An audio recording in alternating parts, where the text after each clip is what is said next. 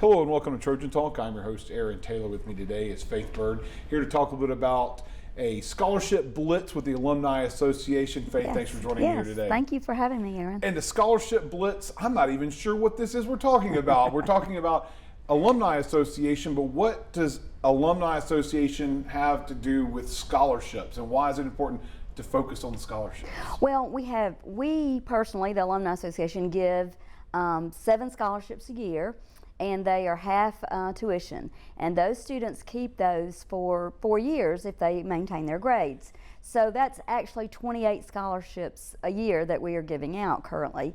And we want to add to that, so that we can give more. We have just endowed our 8th scholarship, so we'll be giving that one out for the fall. And so it's just very important in the times that we're living in now with the COVID that we support scholarships, because the students need them now more than ever. And that's one of the things that Alumni Association, we've had you on here, we talked about a lot of the different things that the Alumni Association does. Right. We're talking tailgates, we're talking functions, we're talking about just helping out the university, but scholarships may not be one of those things that come to the forefront, even though, as you've mentioned, there's a lot of money going to students, and it almost seems like a natural thing to have alumni give back to the school and give back to the students there. Absolutely. So many of our chapters, and we have 65 now, 65 alumni chapters, and so many of those give a lot of money to scholarships, and 10 of those are endowing their own scholarships, so they don't have to work so hard at raising money.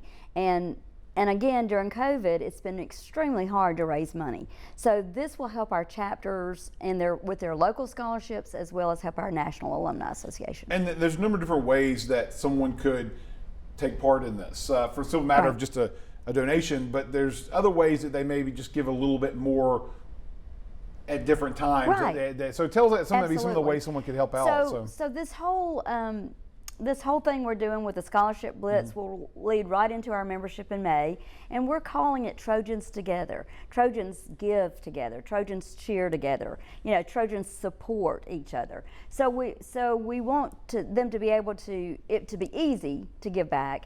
So we're encouraging, say, if your membership dues are currently due now, go ahead and pay your dues and add $10 to that check, or $15 or $50 or $2,000, whatever's in your heart, to give back to the deserving students. And of course, that's one of those just a little bit more. It's like rounding up the bill for someone to donate to their. And obviously, then as well, in addition to that, someone could just give.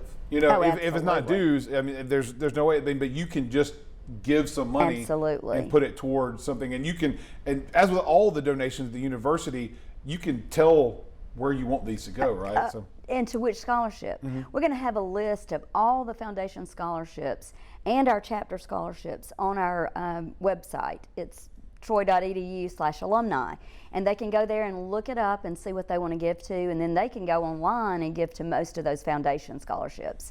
Now the scholarships for the chapters, they'll have to reach out to someone local, but we have a list of our chapter presidents on there as well, and we can always tell them and advise them who to talk to about the scholarships. And speaking of chapters, that's one of the added emphasis probably at this time for donating money, is because in the past year, COVID has had an effect on local chapters. Absolutely. Obviously, the National Alumni Association has had some effects, but probably not as much as the local chapters, and some of those give out scholarships Absolutely. as well. Because all the chapters are run by volunteers, and the volunteers have they've had to either work harder or have kids at home, from school, and just the situations that COVID has presented have not been good for our chapters. So this is a way for the Alumni Association to help these chapters raise their scholarship dollars as well. And what are some of the examples, would you say, like some of the chapters, how they've been directly affected by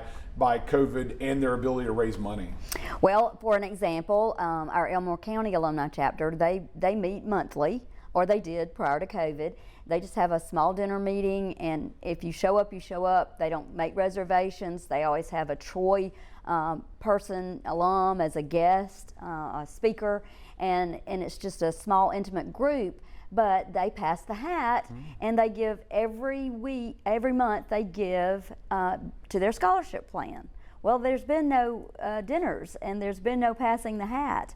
And I could go on and on with examples for different chapters of how they've not been able to raise money like they have in the past. And of course, once again, if anybody wants to take part of this, you're kind of putting an emphasis on the month of April, but you can do any time. Anytime, right? Yeah. anytime. There's a list.